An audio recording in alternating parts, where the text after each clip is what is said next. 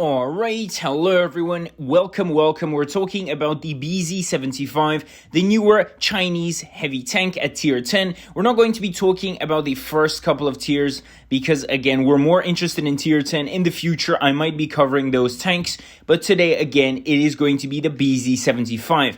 Now, the interesting thing about this tank is that you have two different guns to choose from. The first one has 620 Alpha, so it's going to be the chunkier boy when it comes to the Alpha. And those of you who like the smaller Alpha but more DPM guns, so that is going to be the 460 Alpha gun. So you have two guns to choose from, and again, we're going to be going through them one by one. So the first one is going to be the 460 Alpha gun, and in my opinion, that gun is going to be a little bit nicer in every parameter compared to the second one. So the DPM is 2,643.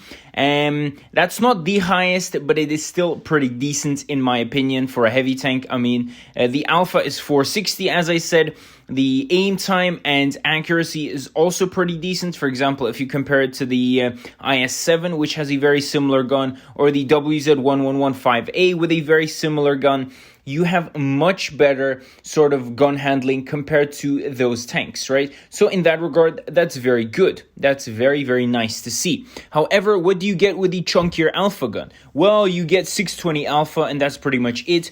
The aim time is pretty good, I would say. It's much better than that of the E100, for example, but the dispersion is still very, very bad, right? So in that regard, you have a pretty good aim time, but the dispersion is still crap. But the DPM with a bigger Alpha gun is very, very horrid. 2,312. Can you imagine that? I mean, the Alpha on this gun is 620, and the reload time is just over 16 seconds. I mean, guess what reload time the E100 has? 16.68. That is really, really weird, in my opinion, and this tank does not deserve this low of a DPM, right? I mean, it almost has an identical reload time to the E100. Come on, that is just horrid and horrendous. So again, I don't really see a point in playing with a second gun unless you're a psychomaniac, and the gun in itself is really short and it looks really weird. I mean, it looks really, really weird on the tank. It just doesn't look aesthetic at all. Now, in terms of mobility, this tank has 40 kilometers forward, pretty standard, I would say, but pretty okay. Power to weight ratio is also better than similar tanks, like the 60 TP, of course. I mean, if you compare it to something like a 60 TP, as I said, it's going to be a little bit faster than that, right?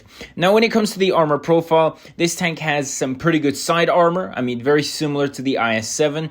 It's got that fake side armor, if you know what I mean, where if you shoot at it, it seems like you're going to pen, but at some point you won't, especially with APCR or with heat shells. I mean, spaced armor is just going to eat you up on the side, right? Apart from the spaced armor, the upper hull is pretty decently armored. The turret is also pretty decently armored. You do have a few weak spots on the turret, but apart from that, the armor is quite solid. You do have a big lower plate, so it's not like this armor is going to be made out of titanium, and it's not like you're going to be blocking 9 out of 10 shots. No, that's not going to be the case. You're not going to have Badger level armor, but the armor will block a shot here and there. I mean, it's going to do its job, especially in a clinch perhaps. I don't know.